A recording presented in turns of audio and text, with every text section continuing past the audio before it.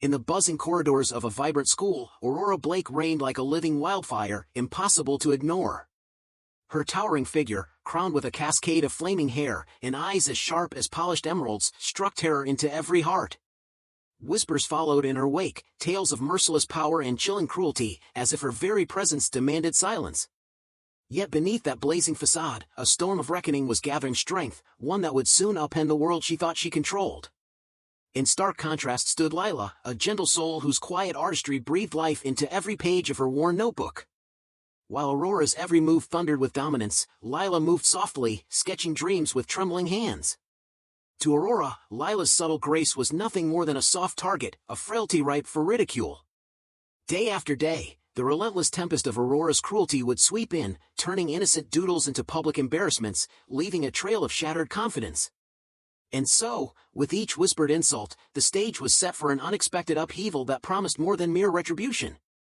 On a crisp Friday, as the final bell tolled like an omen, Lila made her way through the hall. Suddenly, Aurora and her entourage descended like vultures. "Hey, little sketcher," Aurora hissed, her voice dripping with disdain, "what pathetic scribbles fill your secret diary today?"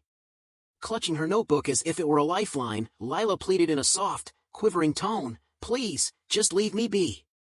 With a cruel chuckle, Aurora snatched the cherished book and rifled through its pages, her laughter ringing out like clashing cymbals. Though the surrounding students watched in frozen fear, one compassionate soul, Mr. Mason, the ever-observant janitor, stood witness, his quiet act of defiance hinting at a turning tide that would shatter the unchallenged reign of terror. As dusk settled, Aurora's mind simmered with a bruised pride and a seething desire for vengeance, her humiliation at Mr. Mason's intervention gnawed at her like an open wound. Meanwhile, in the quiet solitude of home, Lila struggled to banish the echoes of fear that had taken root in her heart. Her elder brother, Ryan, noticing the shadow behind her eyes, pressed her gently, "What's wrong, Lila?" Through hesitant whispers, she recounted every sting of the day. Ryan's eyes blazed with righteous fury as he vowed, "This ends now. You must stand tall." With a determined glimmer, he began to weave a plan, one that promised to flip the script on tyranny and leave everyone wondering just how far courage could spread. Monday dawned with an air of uncertainty. Confident as ever, Aurora strode into school, convinced no one would dare challenge her rule. Yet as lunchtime arrived, mischievous pranks unfurled like wild petals. The creamy pudding she expected was replaced by a grimy cup of mud, and later, her locker burst open in a riot of balloons that sent her sprawling.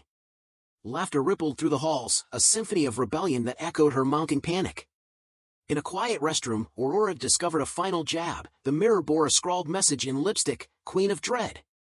The mocking inscription left her seething, her fury intensifying as whispers of suspicion swirled around her. Who could be behind this uprising, and would the truth shatter her invincibility once and for all?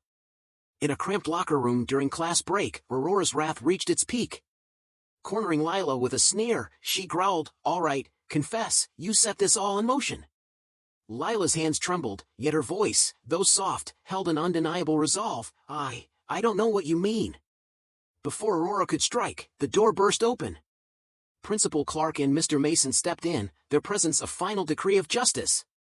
"Aurora, come with us," Principal Clark commanded, his tone leaving no room for defiance. Overwhelmed by the damning chorus of student accounts, Aurora's protests vanished as she was escorted away, her once mighty aura crumbling before her eyes. Could a tyrant ever recover from such a fall? In the hushed aftermath, as the heavy footsteps of injustice receded, Lila felt an unburdening of the soul. With Aurora's reign ended, the halls breathed a new air of hope and resilience. Mr. Mason's gentle smile met her gaze as he whispered, "You are far braver than you think." That transformative day reshaped the very fabric of the school, a testament that true strength blossoms in compassion, not in cruelty. And as Aurora disappeared into the shadow of her own making, a stark truth emerged: the mightiest can crumble, leaving behind the promise that even in defeat, a new, courageous chapter can begin.